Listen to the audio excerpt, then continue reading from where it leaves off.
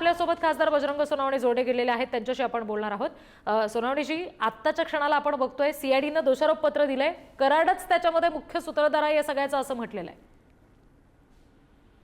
बरोबर, मी पहिल्या ही घटना घडल्यापासून पहिल्या दिवसापासून हे सांगत आलेलो की हे जी मुख्य सूत्रधार आहे याचा मास्टरमाइंड पकडला पाहिजे। मी माझ्या पहिल्या बाईट मध्ये बोललेलो, त्याच्यानुसार सीआयडी असेल एसआयटी असेल यांच्या तपासामध्ये यांनी आता जी समोर येते आरोपपत्र दाखल झालेलं त्याच्यामध्ये त्यांनी तिन्ही गुन्हे एकच आहेत। म्हणजे आमची जी मागणी होती की हे तिन्ही गुन्हे एकाच प्रकरणातून झालेले आहेत आणि या तिन्ही गुन्हेचा सूत्रधार आणि ज्याचे जी करते धरते हे जे सर्वजण 5-7 जण आहेत त्याच्यात म्हणजे वाल्मिक कराडचा निरोप विष्णू चाटे आणि निष्णू चाटे इथं करून घेणार, म्हणजे केजचा एरिया आपला विष्णू चाटेकडे, हा बीड जिल्ह्याचा प्रमुख, अशा पद्धतीने ही गुंड टोळी आहे। ह्या 2 तालुक्यापुरतं जर आता केजच फक्त पुढे आलाय, पण बाकीच्या तालुक्यात सुद्धा ह्यांची आणखी काही पिलावळ आहे। एवढंच नाही तर या केज तालुक्यामध्ये सुद्धा मी आज जी हे आरोपपत्र झालंय हे सुद्धा फक्त 9 तारखेचं 6 तारखेचं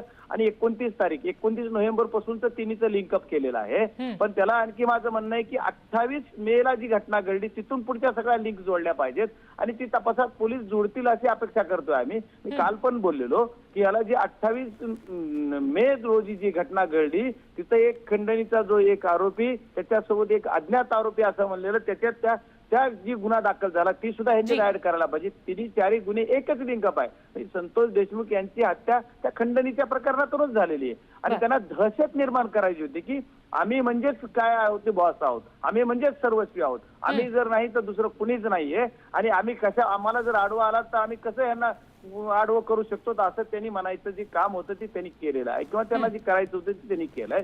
ही दहशत निर्माण करायची, दादागिरी दाखवायची, या सर्व प्रकाराला चेक देण्यासाठी जर काय आहे तर या सर्व आरोपींना फाशी झाली पाहिजे। बर जी, सोनवणे, या सगळ्या संदर्भात आता तुम्ही देशमुख कुटुंबियांशी याबाबत काही बोललात का? धनंजय देशमुखांचं या सगळ्या संदर्भात काही म्हणणं आहे? आपला काही संवाद झालाय?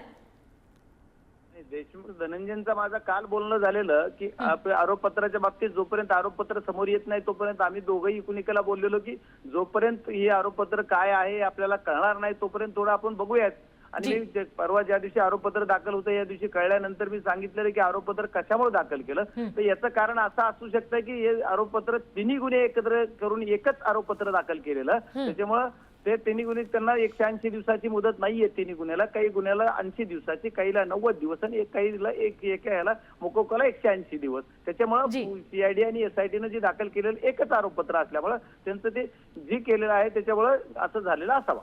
बर, या सगळ्या संदर्भात सोनवणीची आता आपली मागणी काय असेल? काय नेमकं यापुढे घडावं, काय नेमकी शिक्षा सुनावली जावी अशी आपल्याला अपेक्षा आहे?